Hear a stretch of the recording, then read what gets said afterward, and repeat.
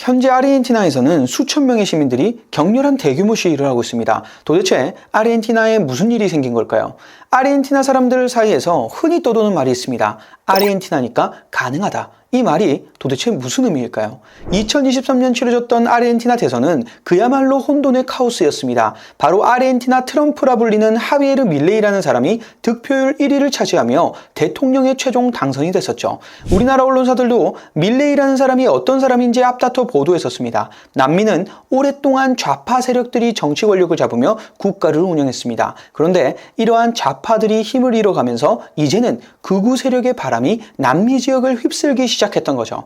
현재 아르헨티나 대통령인 밀레이는 원래 라디오 DJ이자 경제학자였던 사람입니다. 그런데 이분이 내세운 대선 공약이 파격적이다 못해 그냥 살벌했었습니다. 그는 극우 정치 성향을 가지고 있으면서 극단적인 신자유주의가 탑재된 인물입니다. 당시 공약 내용을 보면 중앙은행 폐지, 페소화 폐지, 달러 사용, 국영기업 공공서비스 다 민영화, 장기매매 허용, 노조 반대, 노동권, 연금, 사회보장제도 다 폐지, 공교육 폐지, 반공, 반중 등의 공약을 내세웠는데요. 내용을 봐도 극단적인 개인의 이익 추구와 정부가 시장에 개입을 하는 것을 아주 경멸하는 행보를 보였었죠. 하지만 밀레이 대통령 당선 초기만 해도 자신이 말한 공약을 이행할 수 있을까에 대한 현실적인 문제가 존재했었습니다. 공약을 이행하려면 법안들이 의회를 통과해야 하는데 그러려면 자신들의 당내 의원들이 많은 의석수를 차지하고 있어야 할 겁니다. 하지만 밀레이가 속한 정당은 자신이 2021년에 스스로 창당한 작은 당에 불과합니다. 그리고 아르헨티나에 기존의 거대 정당들이 의회를 장악하고 있는 상태에서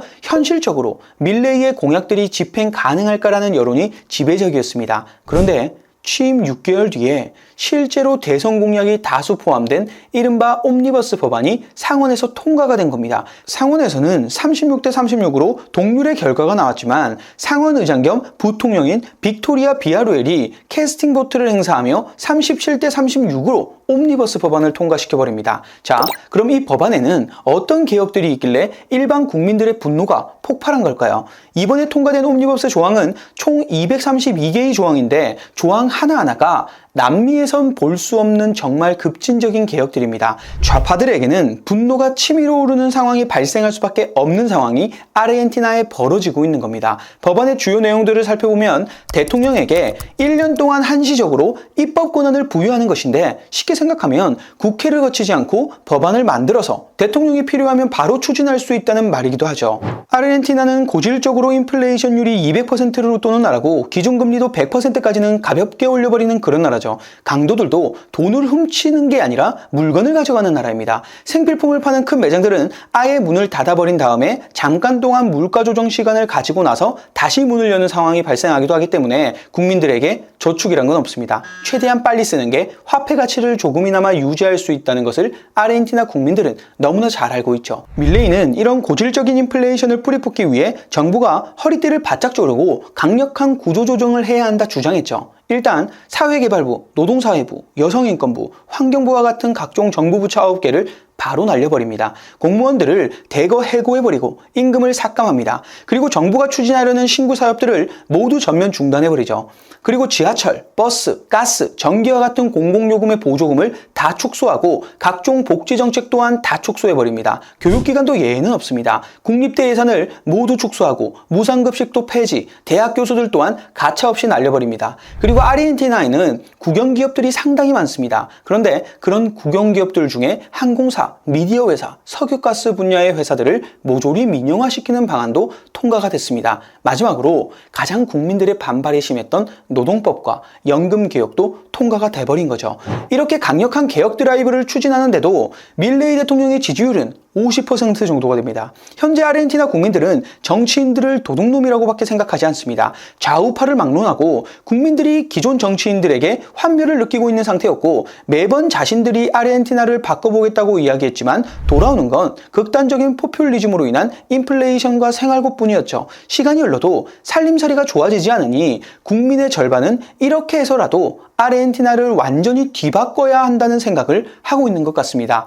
밀레이 대통령의 현재 정책을 보면 예전 한국이 IMF 외환위기를 극복하는 과정과 매우 유사합니다. 우리나라도 정말 혹독한 구조조정을 단행했었죠. 밀레이도 마찬가지로 아르헨티나의 위기가 발생한 근본 원인을 부채가 많다고 판단하고 있습니다. 그래서 더 이상의 부채 증가를 억제하고 부채를 줄여나가기 위한 노력을 하겠다는 건데, 쉽게 말해서 허리띠를 바짝 졸라매는 거죠. 지출을 최대한 줄이면서 기존의 부채를 갚아버리는 겁니다. 돈을 빌렸으면 갚아야 합니다. 그건 당연한 거죠. 결국 이런 위기가 온 이유는 채권자와 채무자 둘 다 너무 무모하게 신용을 늘리며 부채 문제를 키웠기 때문에 이러한 문제가 더 이상 재발하지 않도록 채권자, 채무자 모두가 고통을 분담하는 것이 맞다고 생각한 겁니다. 또 이 과정이 고통스럽다 해서 중앙은행이나 정부가 다시 돈을 계속 찍어버리면 인플레이션은 더 격렬해질 겁니다. 인플레이션은 국민들은 인식조차 하지 못한 상태에서 마음대로 국민 개인의 재산을 정부에게 이전시킬 수 있는 아주 좋은 수단입니다. 이러한 인플레이션 정책을 적극적으로 펼치기 시작하면 정부는 더 큰 이익을 얻을 수 있지만 국민들은 더 큰 피해를 볼 수밖에 없는 구조입니다. 그래서 인플레이션을 정부가 국민들이 인식하지 못하는 선에서 일종의 세금을 부과하는 거라고 말하는 거죠. 그런데 아르헨티나는 그냥 인플레이션이 아닙니다. 하이퍼 인플레이션이죠. 정부가 대놓고 국민들 재산을 주기적으로 착취해버리는 겁니다. 화폐를 찍어내는 행위는 알코올 중독과 같습니다. 알코올 중독자가 술을 매일 마실 때는 너무 기분이 좋죠. 마실 때만큼은 좋은 효과가 나타납니다. 중앙은행이 돈을 찍을 때도 마찬가지입니다. 돈을 찍을 때는 잠깐 위기를 극복할 수 있는 효과를 볼 수는 있겠죠. 그런데 문제는 나쁜 효과들은 나중에 나타나기 시작합니다. 그리고 두 경우 모두 좀 더 과도하게 하고 싶은 강한 유혹이 생긴다는 거죠. 해당 중독을 예방하기 위해서는 금주를 해야 할 겁니다. 매일 먹다가 안 먹게 되면 당연히 온갖 금단 현상과 안 좋은 반응들이 나타날 겁니다. 하지만 이걸 견뎌내야지만 다시 건강한 삶을 살 수 있는 거죠. 당연히 통합 팽창을 멈추게 되면 곧바로 각종 문제들이 수면 위로 떠오르겠죠. 하지만 과도한 투자와 악성 부채를 청산할 때 발생하는 고통을 겪고 나면 지속 가능한 성장을 만들어낼 수 있을 거라고 판단하는 것 같습니다. 아르헨티나는 IMF에게 구제금융을 밥 먹듯이 받아왔고 심지어 빌려가 놓고 제대로 갚지 못한 금액만 해도 다른 국가들에 비해 압도적인 1위입니다. 이런 나라가 자체적으로 우리 외환위기 시절 IMF가 요구했던 구조조정을 셀프로 하고 있는 겁니다. 그리고 이렇게 강력한 구조조정을 통해서 망한 나라를 되살린 케이스가 한국이라는 케이스로 증명이 되니 밀레이도 강하게 밀어붙이는 듯합니다. 과연 아르헨티나 국민들은 우리와 같이 구조조정에 따르는 모든 고통을 감내하고 우리나라처럼 될 수 있을까요? 아르헨티나 같은 경우에는 땅에 깔고 앉은 게 워낙 많은 자원 부국이기 때문에 성공적인 구조조정을 통해 혹시 남미판 코리아가 된다면 지금 당장 아르헨티나 채권과 주식을 사러 가겠습니다. 미쳐 돌아가고 있는 아르헨티나의 운명은 앞으로 어떻게 진행될까요? 영상 시청해 주셔서 감사합니다.